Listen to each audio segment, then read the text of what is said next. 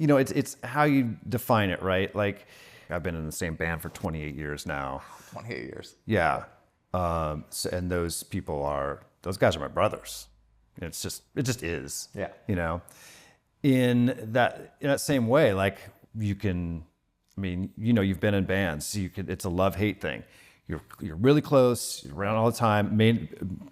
People you may not have chosen to be like in this intimate relationship with, but you are, and over time you make it work.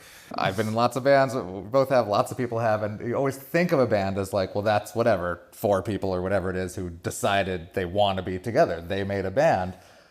People leave, people come and go, and it's not as simple as these 4 friends. And even when it is as simple as that, they don't necessarily get along. Yeah. I mean, I guess that's where the family analogy breaks down a little bit. Right. Because you can bring somebody else in and have somebody leave the band, which doesn't really happen with family. Right. So much. Yeah.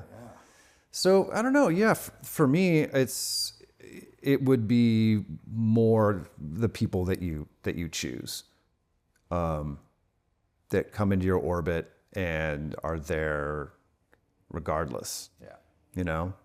And you've got this bond that's gonna, no matter what happens, is gonna persevere, even if there's no fighting. Right.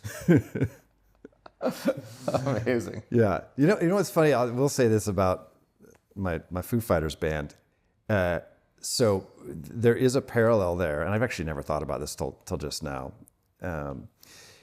My family was more on like the passive aggressive side of things. Not so much aggressive, but like it's more laissez-faire. It was a very laissez-faire family. You do you, I'm going to do me. Right.